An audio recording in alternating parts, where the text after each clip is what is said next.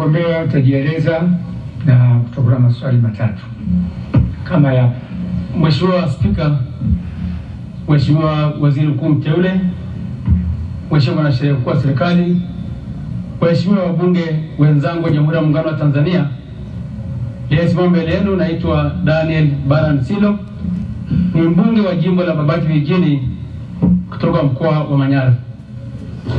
Mheshimiwa Spika, awali ya yote niungane na wote kumshukuru sana Mwenyezi Mungu aliyetupa afya njema na kukutana leo katika bunge letu tukufu, bunge hili la 13.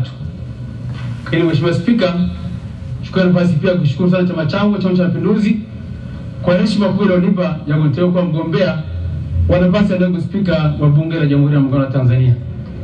Mheshimiwa Spika, nikupongeze wewe mwenyewe kwa kuchaguliwa kwa spika wa bunge hili la 13.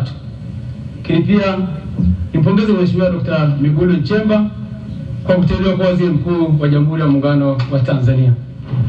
Mheshimiwa Spika, naomba nitumie fursa hii pia kuwashukuru sana wananchi wa jimbo la Babati Vijijini ambao wamenipa heshima ya kuwa mwakilishi wao ndani ya bunge lako tukufu. Mheshimiwa Spika, naomba sasa uniruhusu nieleze nafasi chache ambazo nimeweza kushika ndani ya bunge la Jamhuri ya Muungano wa Tanzania. Mheshimiwa Spika, kati ya mwezi Januari mwaka 2021 hadi mwezi Machi mwaka 2024 nimehudumu katika bunge hili kama mwenyekiti wa kamati ya kudumu ya bunge ya bajeti. Lakini kuanzia mwezi Aprili mwaka 2023 hadi mwezi Machi mwaka 2024 nimehudumu pia kama mwenyekiti wa bunge la Jamhuri ya Muungano wa Tanzania, nikimsaidia Mheshimiwa Spika na naibu spika katika kuongoza bunge letu. Lakini pia nimepata fursa ya kuwa mjumbe wa kamati ya uongozi ya bunge. Lakini pia nimekuwa mjumbe wa kamati ya kanuni za bunge. Lakini pia nimekuwa mjumbe wa kamati ya haki, maadili na madaraka ya bunge. Mheshimiwa Spika, nipate pia heshima kuanzia mwezi wa 3 mwaka 2024 kuteuliwa kuwa naibu waziri wa mambo ya ndani ya nchi, nafasi ambayo nimehudumia hadi tarehe 3 Novemba mwaka 2025. Mheshimiwa Spika, natambua kwamba nafasi ya naibu spika imeelezwa katika ibara ya 85 ibara ndogo ya kwanza ya Katiba ya Jamhuri ya Muungano wa Tanzania.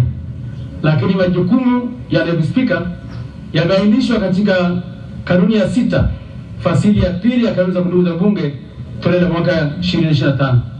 Lakini jukumu kubwa la naibu spika ni kumsaidia spika katika uendeshaji wa bunge.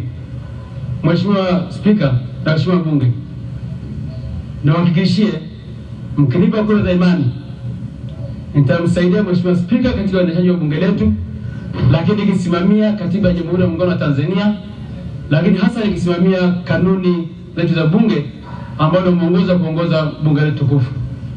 Mheshimiwa Spika, Mheshimiwa Waziri Mkuu mteule, Mheshimiwa bunge, niko mbele yenu kwa heshima na taadhima nikuomba kura.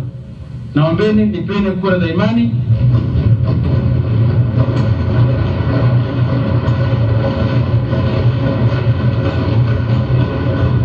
kura za imani ili msaidie Mheshimiwa Spika katika uendeshaji wa bunge letu tukufu, na tunatambua kwamba tuko hapa kwa niaba ya wananchi. Tutasimamia mjadala mbalimbali na pia fursa na Mheshimiwa Spika kwa ajili ya maslahi mapana ya Watanzania. Mheshimiwa Spika, baada ya maelezo hayo, Mheshimiwa Spika, naomba kura yako. Mheshimiwa Waziri Mkuu mteule, naomba kura yako. Na Mheshimiwa bunge, naombeni kura zenu. Asante sana.